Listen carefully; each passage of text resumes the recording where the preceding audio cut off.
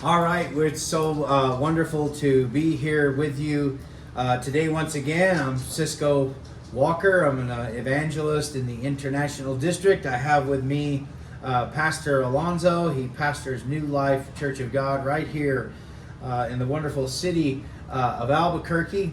And it's always good to be able to get together and to discuss what's happening here in the city.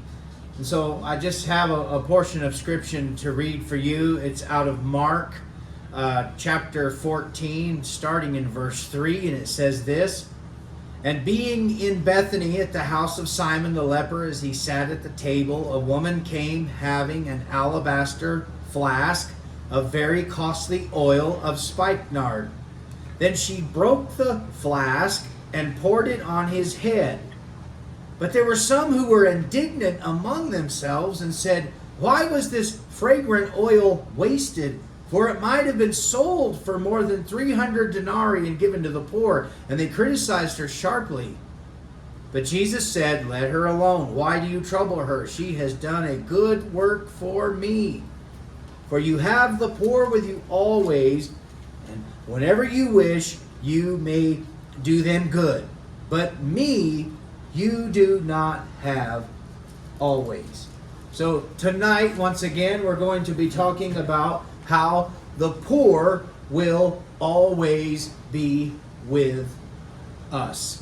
And it's interesting to think about that concept, right? And it's difficult to admit the fact that no matter what we do, like, we're never really going to solve this problem with homelessness or the poor or the marginalized. I mean, you can insert whatever word you want there for poor, but there's always going to be things that are not fair. There's always going to be certain sections of society, certain sections of the community that are in poverty, that are in drug addiction, that are in affliction. And Jesus says, you have the poor with you always, and you can reach out and you can do good things to them whenever you want. And so we hear this all the time about all these strategies of how we're going to solve the problem, and we have to strategize and we have to try to figure out things to do. But the reality of it is, at least if we follow Scripture, and even if we look at people like Dostoevsky, we realize that these are not simple things to address, right? Totally agree. As I was thinking about the topic and reading this passage and sort of putting together some thoughts in my mind, the Old Testament has lots and lots of clear and direct commands that Israel is to treat people fairly. Yeah. And, not to use unjust weights, not to lie to one another. And so a lot of times, the things that we see exhibited, like this passage that Jesus says, "The poor you will have with you always," it's something that we've talked about. People don't have problems. Problems have people. Like, there are certain things that are cyclical. There are certain things that are systemic. There are things that are generational. And those issues have people trapped in them. And so when you see something like Jesus making the statement, "The poor you will have with you always," the statement is really, really clear. There will always be unfairness and injustice in the world. And the question is, other than Jesus, who's going to do anything about it? Yeah, and I'm so glad that you brought that up, because, people... Because you can come to the wrong conclusion and be like, well, the poor, they're always going to be there. So what difference does it make? Let's just sit around. Let's wait for Christ to come back. Yep. Let's count our blessings. Yep. Let's call ourselves chosen. Yep. And so they're always going to be there. We're never going to be able to fix it. We're never going to be able to solve it. There's no utopia here. So let's just simply do nothing about it. And sadly, I think over the last 50, 60 years, the evangelical church has begun to fall into that deception, right? And isn't even one of the there's books in the New Testament where I think they're Paul's letters, right? Where Paul is warning people, don't just sit around thinking that Jesus is going to come back and like, you don't have any more work to do. You don't have anything else to do because you have a lot to do. You have a big responsibility to take care of things in society and things in the world, right? Oh, absolutely. You know, and when we look at Paul and some of the structure of his letters, absolutely he delves into that. But you brought up a word, I don't want to go off course. You brought up the word utopia, right? And so it's something that we've talked about, utopia, dystopia, and there certainly seems like we have an obsession with either one of those. And so you end up with people who say, well, there's no utopia here yet. Their desire is for utopia to exist. Yeah. Like, I don't want to do anything about the poor. They're always going to be here, but they're interrupting my utopia. Like they are interfering with the things I'm trying to do, and go away, beggar. I don't want to see you. Out of sight, out of mind. I don't know if you, I don't care that you have no place to go. You just can't be here, right? Yeah. And so while we say there's no utopia, sometimes those individuals saying it are, it's like there's a part of the sentence missing. There's no utopia for you. There's nothing here for you. Yeah, because It's for me. Because you're unhoused and you're raining on my parade. You're getting in my way of my better homes and gardens, my little pink houses for you and me, my little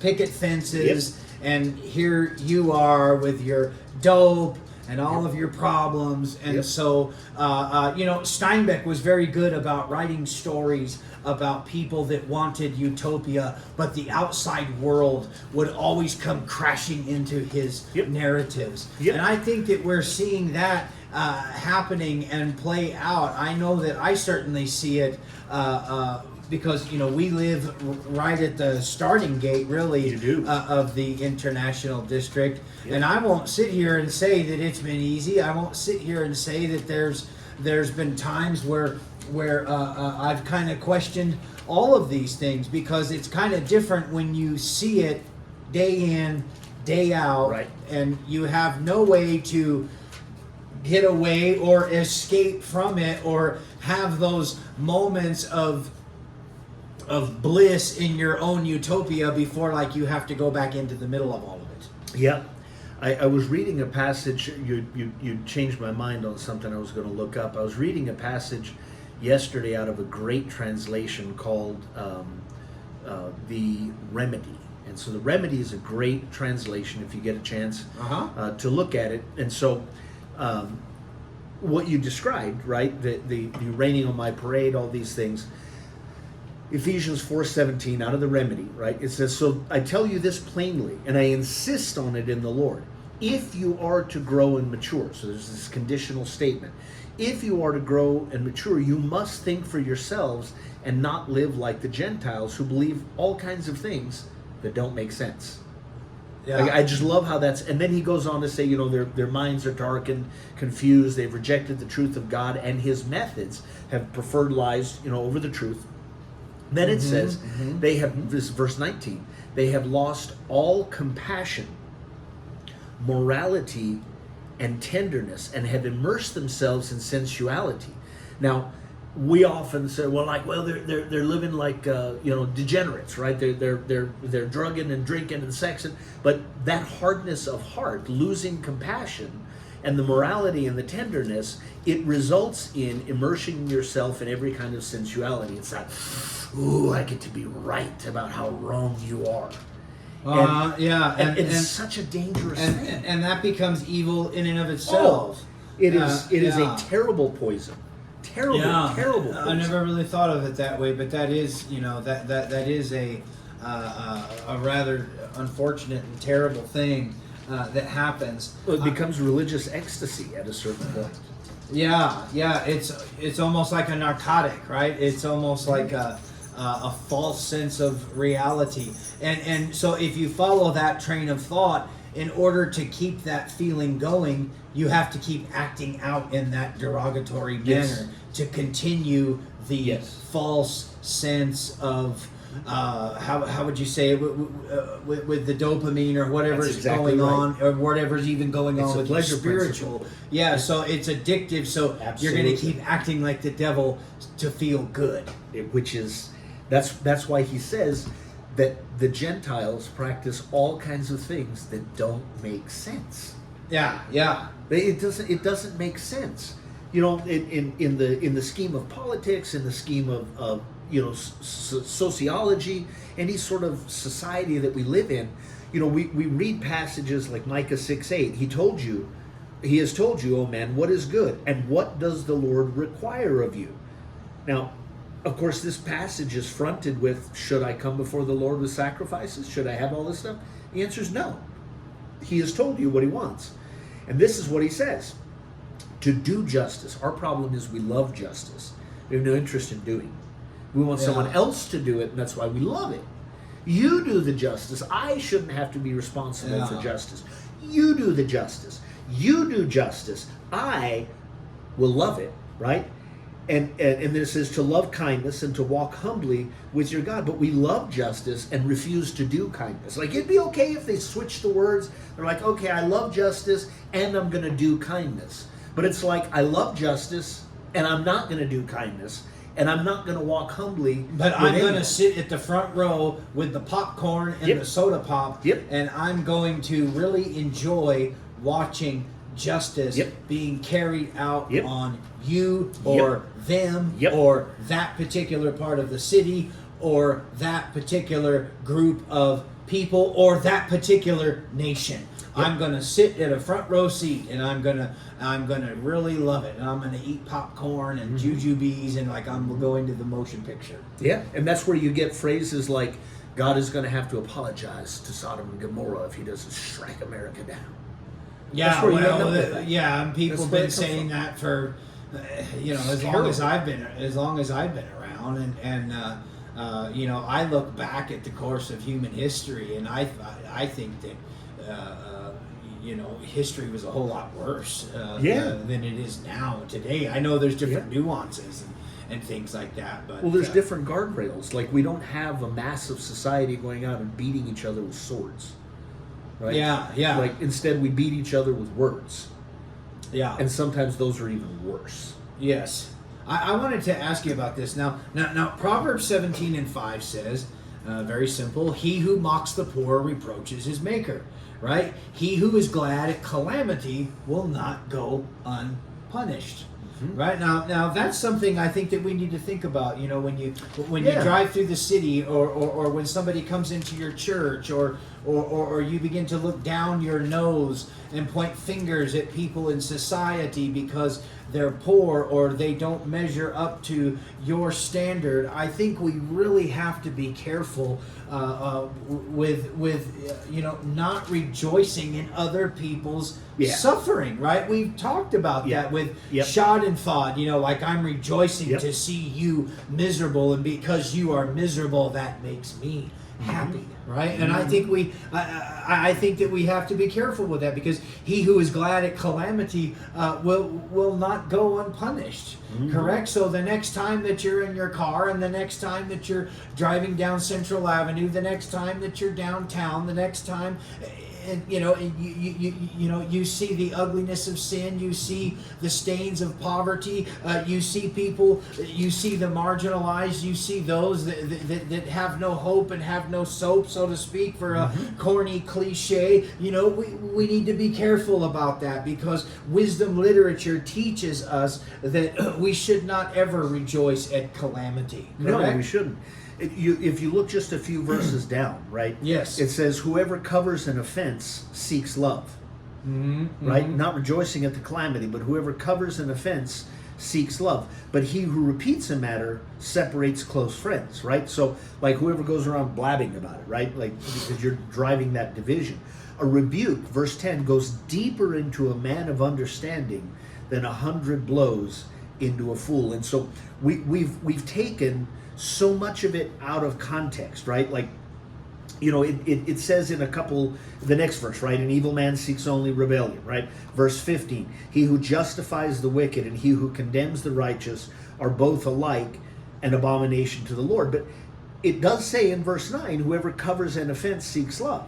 So the justifying and the covering are not the same thing. Yeah, well, most evangelicals would much rather prefer verse 15 to verse 9. Well, they're going to omit verse 9. But that's where you find yourself being a person that is 14:12, right? There's a way that seems right to a man, but its end is the way of death. Mm-hmm. Now, the problem is, most of the time we're going to read that, and we're going to say, well, this is Samuel speaking to, Lemuel, right? The king, Samuel. Solomon, Lemuel, speaking to his son in a lot of these proverbs and this book of wisdom, this book of understanding. And so there is a way that seems right to a man, but its end is the way of death. It's not always that the end is the way of death to you. Oh, yeah. Right? To someone else. Sometimes the way is the end of death to me. Mm-hmm, mm-hmm. Right? Let me check that cap. Let's look. Oh, it is. But so that's interesting, and so elaborate on that. Yeah, so So it's death to you. it's death to oneself, right? So it kind of goes back to that message I preached the other day about the dungeon of bitterness, right? Like we keep taking this poison hoping someone else gets sick, but at the end of it, I'm the one that's sick. Like if I'm drinking poison, nobody else is going to get sick off of it. But if my desire to be right means that I want you to be wrong, then that death is on me, right? Because that's what it's saying in some of these verses, like in verse 15, he who justifies the wicked. If you are a Christian and your Christian walk is wicked and you justify that, how is that not verse 15? Yeah. In Proverbs Okay. 17:15, right? And so to justify the wicked, right, the hard-heartedness, to say that, I'm going to give the hard-heartedness a pass, that end is the way of death for that person who's doing it. Because the Bible says that God didn't come to call the righteous, he came to call sinners to repentance, and sinners get made righteous. And so the whole idea, the poor you will have with you always, that group of people, that marginalized group of people, God is desiring to pull them out of that and put them into where they're supposed to be. Yeah. And they're only going to get where they're supposed to be if they're not walking around with Christians launching condemnation at them. Yeah, exactly. That's what I mean by that. Exactly. Well, what I've seen, okay, I wanted to ask you about this because I've been kind of looking at this, and I've been kind of guilty of this too, but there seems to be a trend on YouTube, right, with people filming like the war zone or like the international district. And, obviously no one knows the heart of these individuals, but filming people who are suffering, who are dying, who are being exploited, who are wandering aimlessly in a metaphorical hell, is that distasteful? Like, what are the pros and cons of that? Like, what is the good that comes from that? So I think Because we don't know the heart, but don't know like the I've heart. seen a lot of this lately, and I was filming people, I was doing these little interviews with people, and I felt like the Holy Spirit told me, stop doing that and start helping people because you love me and you're not interested in who's watching me. You help people. Yep. So is there pros to it? I think there definitely is. I think that it's one of those that is an incredibly difficult line to walk. So I do believe that there are people who are filming, and maybe that filming is being presented like, hey, this is the kind of suffering. Like you brought a wonderful guest speaker in, and that speaker was sharing about their ministry and how they've been in that neighborhood for a decade and a half now, how the city has partnered with them to bring in some kind of showering facility, and they've not been ones to reinvent the wheel.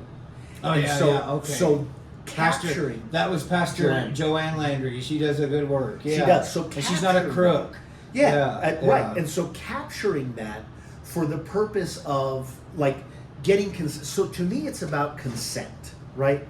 Like if we're eating a bag of chips, I do not consent for you to stick your hand in the bag. I'd rather we just pour it into our hands and no one sticks their hand in the bag. right? Yeah. And so if we're out on the street, right, I don't feel right filming someone without their consent, right? Like, hey, this is what I'm doing. This is why I'm doing it. Can I get your consent? Because these are not museum display pieces. This is not a menagerie of human suffering that we're like, oh, look at these people playing their role, right? Playing their part in society. But if, and you're correct, but if you're not careful, like, it can become that, where it's like, I think that's the most likely. Especially with ministers Yeah. who are on Facebook, and I'm not saying that every minister filming people in the International District is fake or should stop. I'm not saying that, but if you're not careful, we can come to this place Yep. with filming in places like that, pockets of poverty, Yep. where we have this going to the zoo mentality. Like, Yep. we're going to the zoo, we're filming the animals. Yep. And you say, oh, we would never do that. Oh, you'd be surprised what people will do under the guise of the things for Christ. I mean, you'd just be surprised. Because I remember, like, when I was in Bible school, right, you had to take an elective, and I chose prison ministry because I had always, I had some experience preaching in prisons. And I remember the first few times that I went to Angola prison, right? I went to Angola prison. Angola prison Sounds like you were at Swagger. Yeah. Yeah. Never trust a preacher named Jim. That is one of the worst prisons in America. That's why I learned to take up an offering. But but I remember going to Angola prison, right, 2 or 3 times.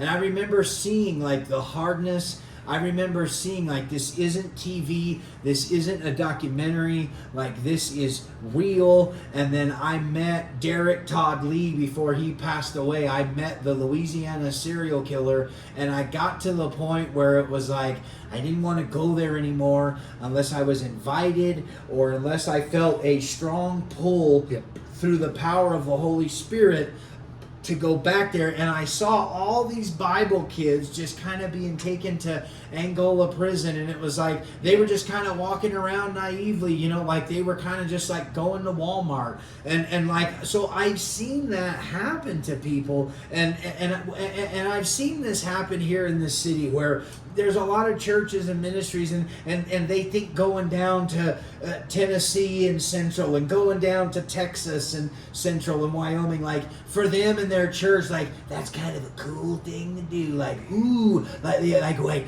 we're really in the slums now, and, like, you know, people are filming it, and I just think you got to be real careful with that. No, I you know, my thoughts on it, and let me just clarify. I think the smallest and the tiniest sample are people who are doing it for the right reasons. But I think they're probably a minority. Right? They're in the single digits. Yeah. I think that the vast majority are people who are into this self-aggrandizement, this fellatio of their ego. They're like, our church goes right, and where the scum are, right? Seriously, but like, people I think know that way, right? That's how they market the event to the people in the church. Like, we're going to go down and hang out with some dirty people. Yeah, like it's and then pass the coffers so we can keep going, you know, because like I experienced this recently where like there was a ministry that was going down there, and they were helping out, and this was when all the controversy was surrounding a Dan food market.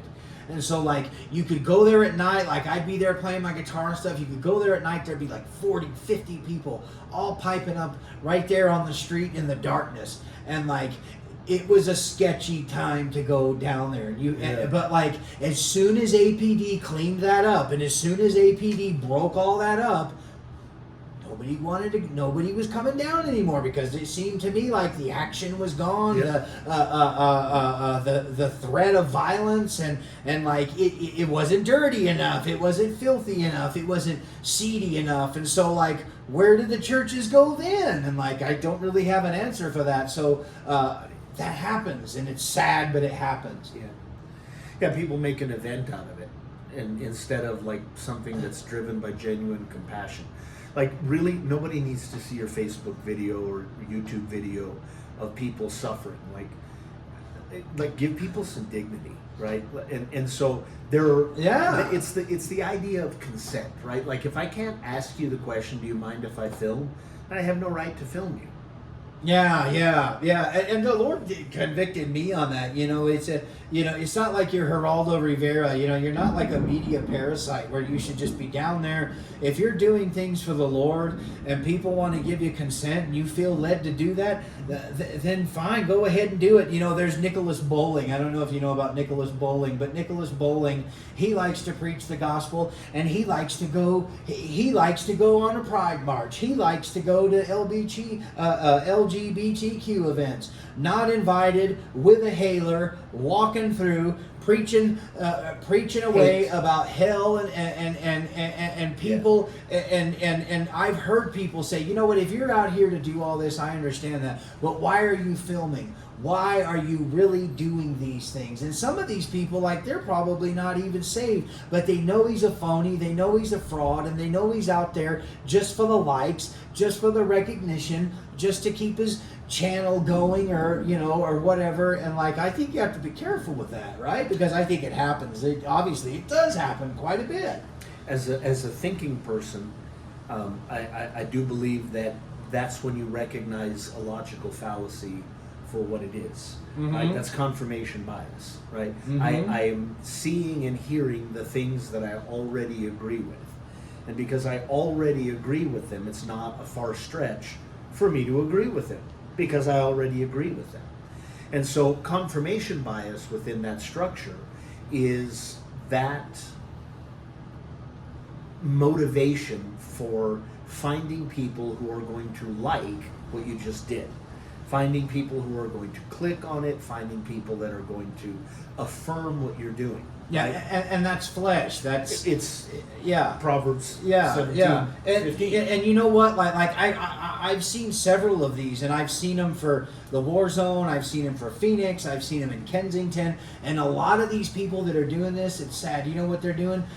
They're adult males. And they're talking to these little skinny little chicks that are prostituting themselves, and prostitution always comes to the forefront of it. Yep. And so, like, I just think people, like you said, people have their dignity. If you want to do something for the Lord, unless you feel a strong urge or you have consent, turn it off. And don't put it up there, because people. You're not going to the zoo and taking pictures of the polar bears. You're not going to the zoo and taking pictures of javelinas. The dirty monkeys. Yeah, you are there for the sake of Jesus. You know what? I just happened to look on this page. The very next page of my Bible, Proverbs 18. The fruit of a man's mouth is, from the fruit of a man's mouth, his stomach is satisfied. He is satisfied by the yield of his lips. And then it says in verse 21, death and life are in the power of the tongue, and those who find love will eat its fruit. And so those two verses there, like that idea of confirmation bias, like I'm saying, I'm finding the things that all the people who live in an echo chamber with me, they all agree with what I'm saying and doing, so I'm going to say and do it because I can. Right? Yeah. And so they are satisfied from the fruit of their lips. It's not necessarily healthy. Right? This proverb doesn't say it's good. Anything. It's not doing anything other than that fellatio of their own ego. Yeah. Now, I have this here in my notes. It says, we cannot arrest our way out of the homeless crisis, right? No. Facts about criminalization. Criminalizing the homeless. When law enforcement threatens or punishes homeless people doing things in public that every person has the right to do. These activities include sleeping, sheltering oneself, resting, asking for donations, simply existing in public places. It also includes, no jaywalking, writing tickets for disorderly conduct, the sweeps that have been carried out and put into place, displacing homeless individuals from outdoor public spaces through harassments, threats, and evictions from the living camp. Jack and Jill Park, they just fenced it. It's gone. Coronado Dog Park? No, the one by where I live. Oh, okay. Right by Zuni.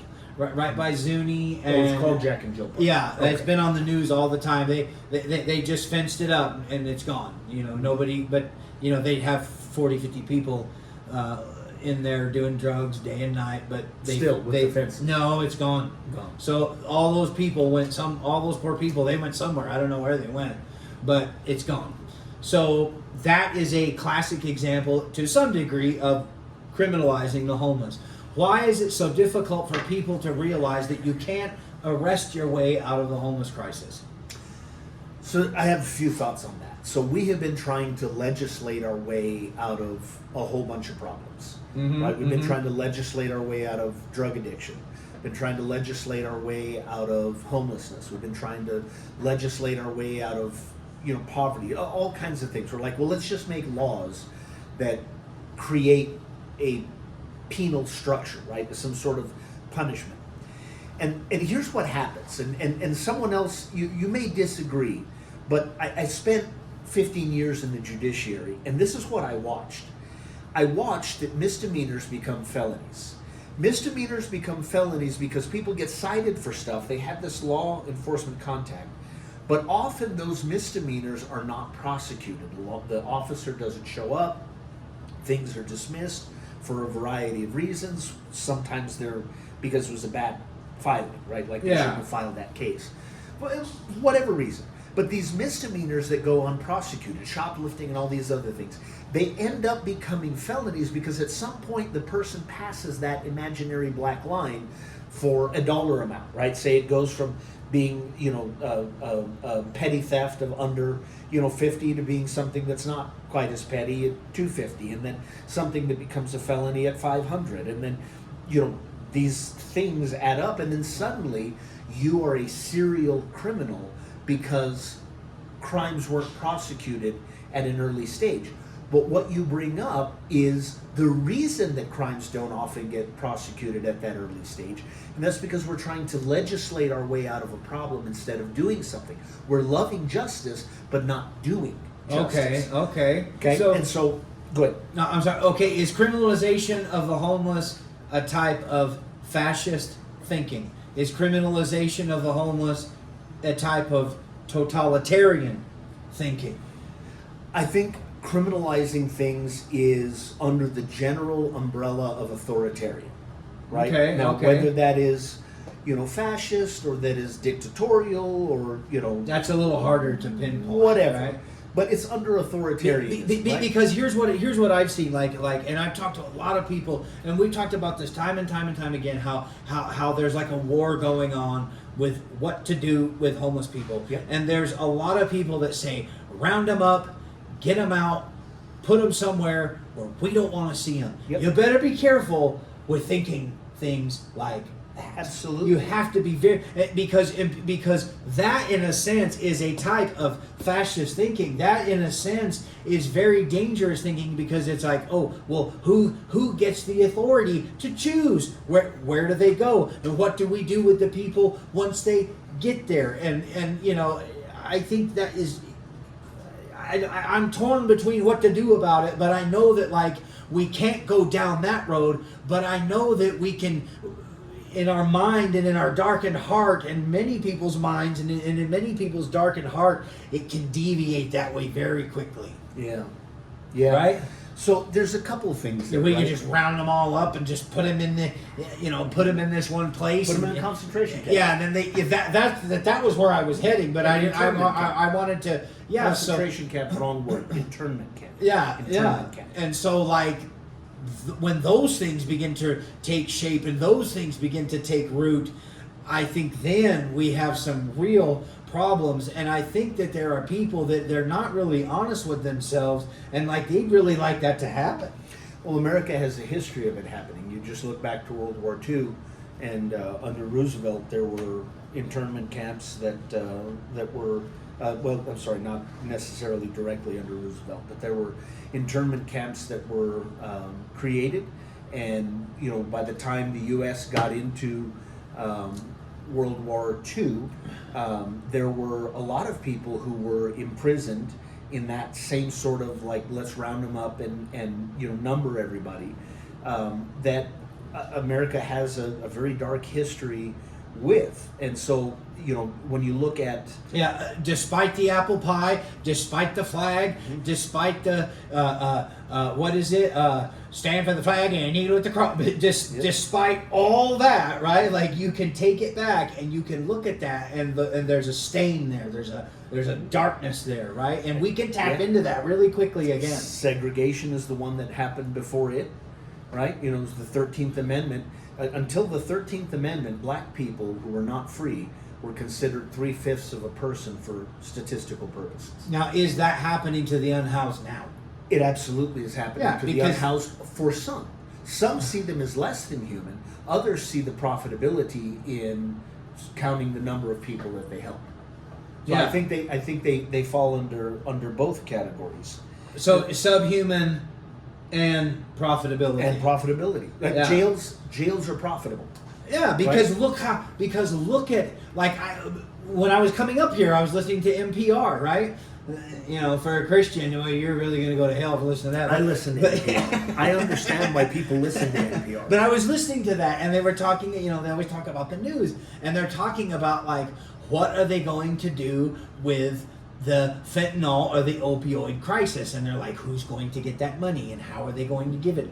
And they're starting to get real picky, and they're starting to really scrutinize, like, who's going to get that, quote, fentanyl money, because a lot of churches are after that fentanyl money, and a lot of people's jobs and a lot of people's security, they're riding on that fentanyl money. And one of the reasons I got out of that rat race is so I can sit here with you and tell the truth, and I have seen it, and you can't tell me that it doesn't happen, because you're talking about profitability, seeing people as dollar signs, and, like, it happens, like, all of the time. And sometimes you wonder, do people really ever want them to really get better?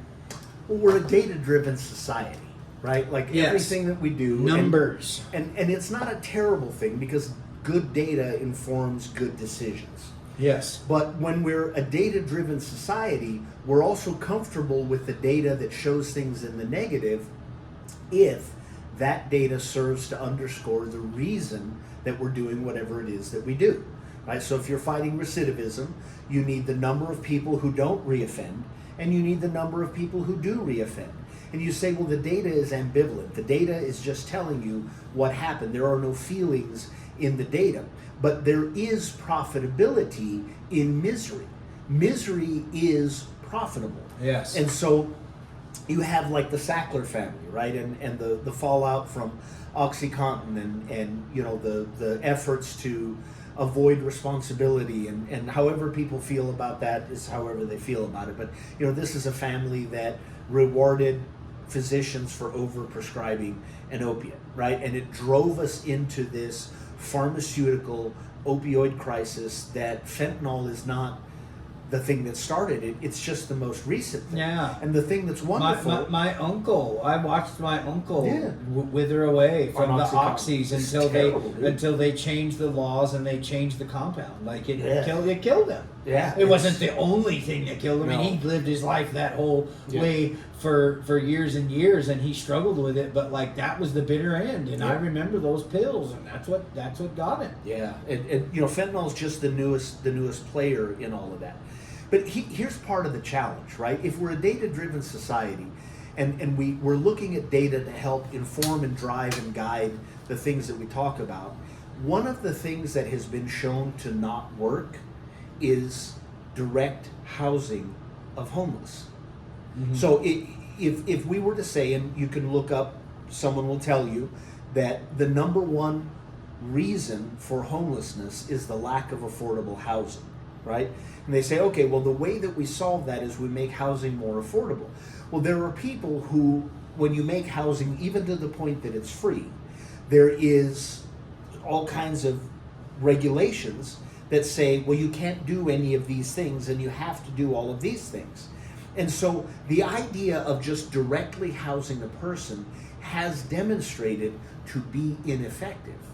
What is helpful is for that person to engage in services, to have the opportunity to receive some sort of behavioral help, addiction help, to have a variety of things that feed into that person establishing a sustainable path toward avoiding the return to homelessness.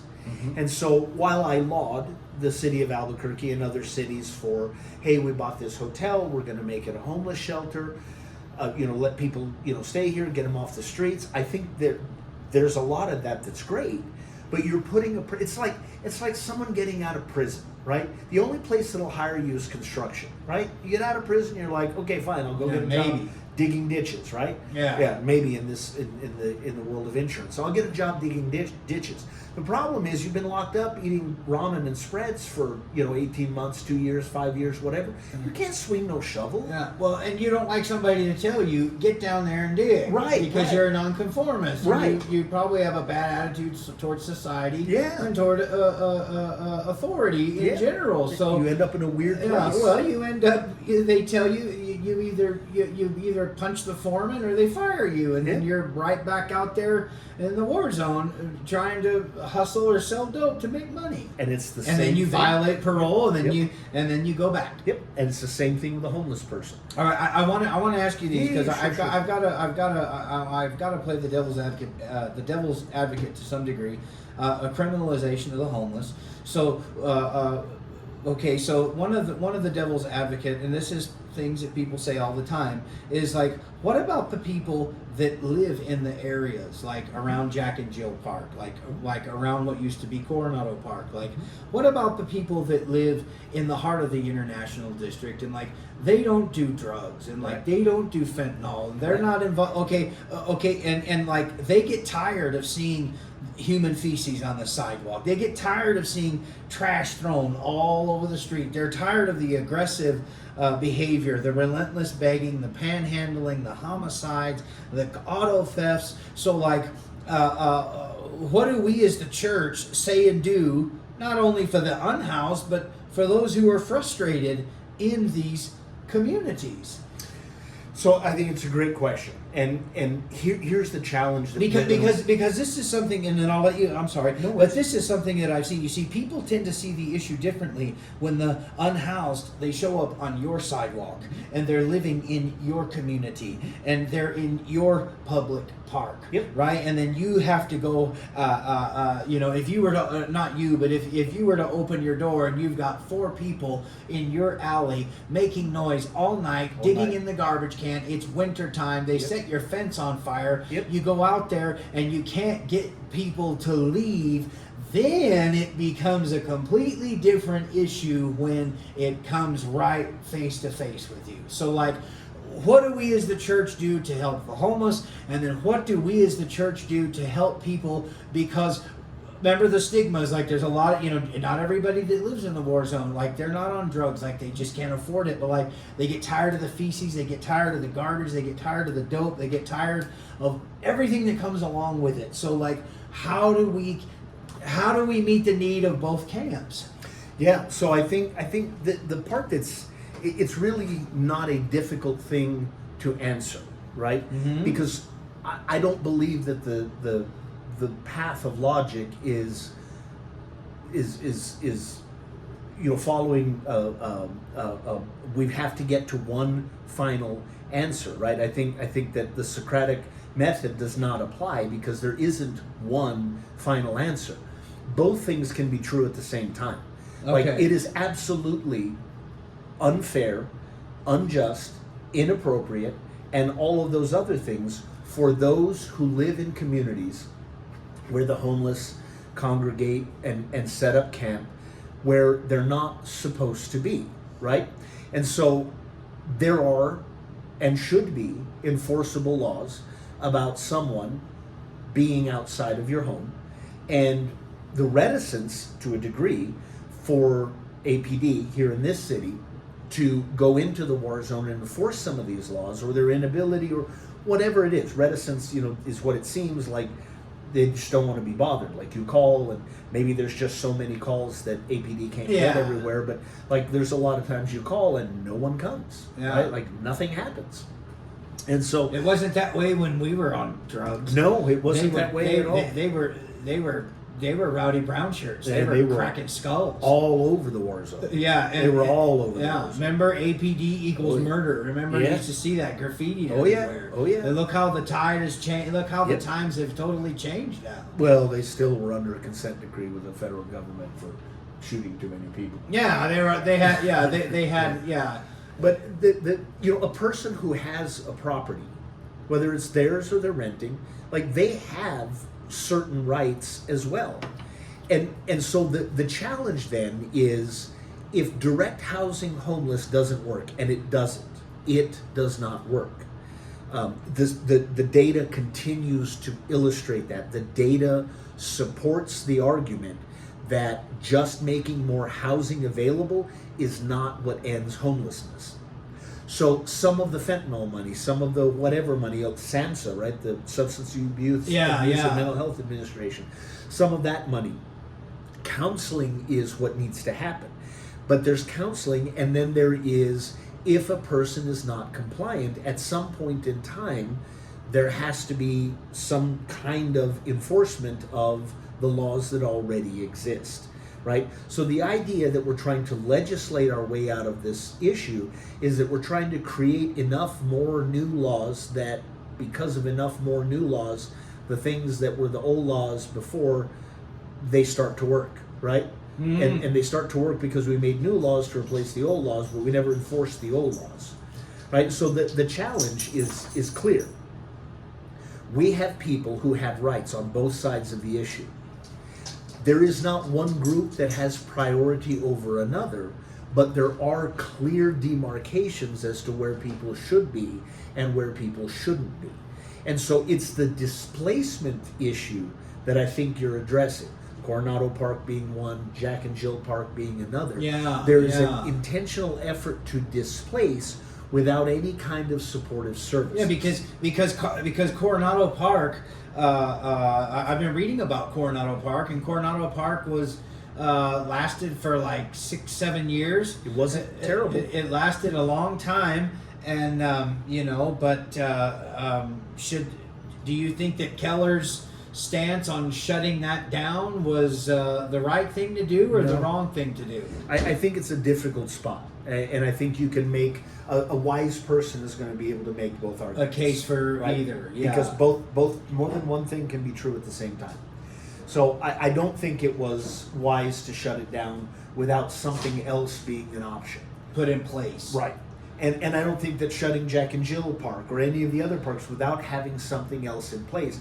And so that's where we get to the meat of that original thought that you were like, well, we keep creating these laws, and we're trying to end homelessness by making this illegal and criminalizing that, and that's not the way that you fix it. And now the alleys, the alley right there by El Mesquite on Central and San Mateo, or by the Circle K, like now they're barring up these alleys. And so like now you're gonna have probably more people getting hit by cars, because that's just kind of what happens down there. I marvel at people who've lived in this city, know the demographics, know what's going on, and they drive 50 miles an hour through the war zone. I don't understand that at all. Like, do they just not even care? Do they realize that people are just not really hitting on all four cylinders because of drugs and loneliness and despair and poverty and malnourishment, and like they're going like 50 miles an hour through there? Do they think that like something's not going to happen? So that dialogue then, right? So we talked about political theory, right? Authoritarianism, totalitarianism, fascism. Yeah. Right? Now you start introducing economic theory, right? What if a society is to come together to help shift the woes and the ills of the marginalized? At what point in time does that begin to be referred to as the economic theory of socialism? Or at what point does it become the economic theory of communism? And we live in a political climate where people throw those words around and have no idea what they really mean. And they also misunderstand that there are far more subtleties to each one of those political and economic theories, that you can't just paint it with a broad brush. Like we give approbation, approval for some things that fall under the socialist economic theory. We give approbation, approval to some things that would fall under communism. We give approbation for things that would be totalitarian or authoritarian or fascist if it supports my ideology. But that gets back to the passage in Micah that I want to love justice and I want to love that you get to face justice, but I want mercy. Yeah, I won't give it to you. Yeah. Okay, so you brought up a good point. Like, just as we cannot arrest our way out of the homeless crisis, we cannot enable our way out of it either. No. Right? Because one of the complaints that we hear constantly, I'm sure you hear this constantly, on both sides of the spectrum, is that there's a lack of resources for mental health, there's a lack of resources for drug and alcohol problems, and there's a lack of resources for the unhoused situation. And I think that that is simply not really the case. There's probably not enough in the grand scheme of things, but I've talked to other people who live in other states, and one of the things, there's a guy from New Jersey that I was working with, and he says if you're unhoused in New Mexico, he says it's a joke. He says you can get everything for free, and he says no wonder people never get out of the situation.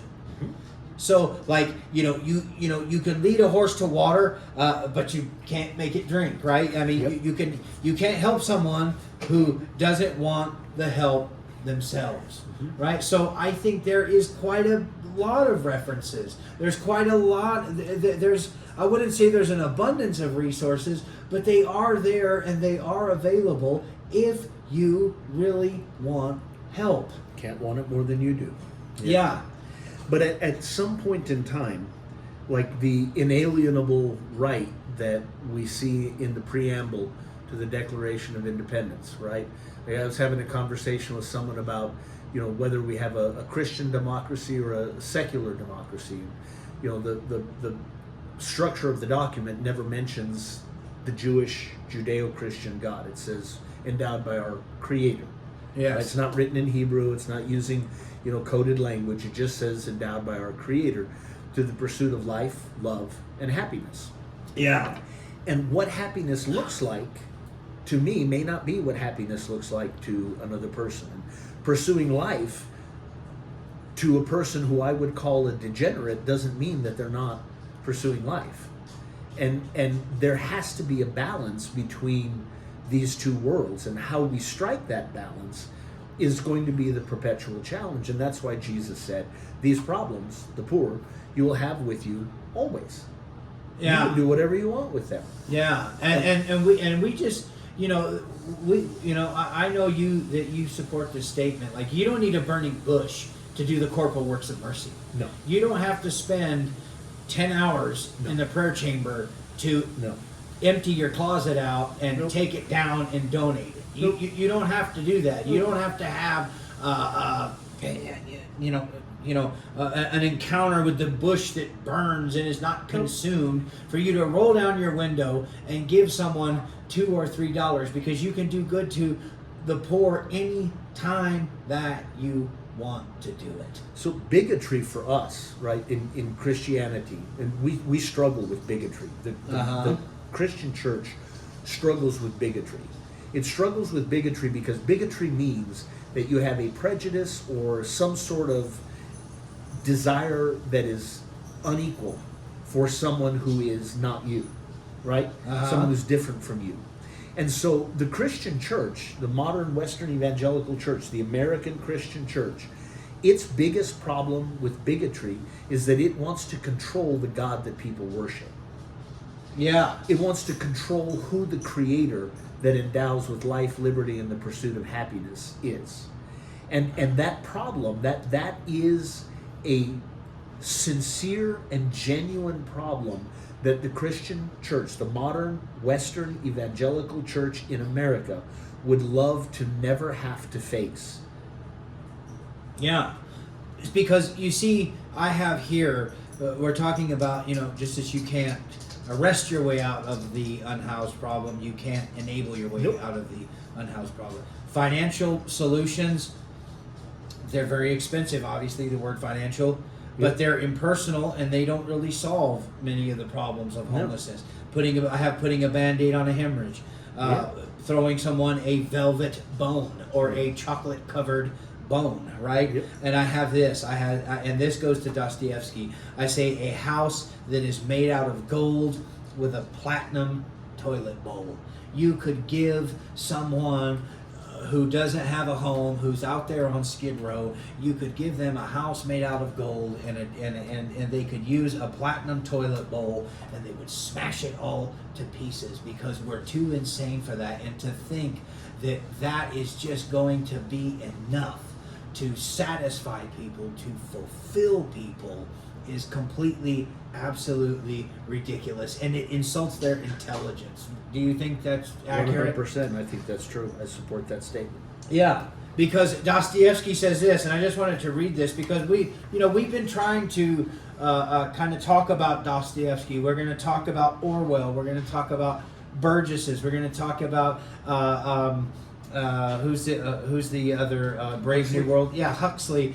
Because we know that a lot of evangelicals watch this. We hope that they do, but we're trying to get people to break out of the bubble, so to speak, and try to learn something. Now, you tell me, how does this quote that I'm going to read, how does this apply to the house made out of gold with the platinum toilet bowl? All right?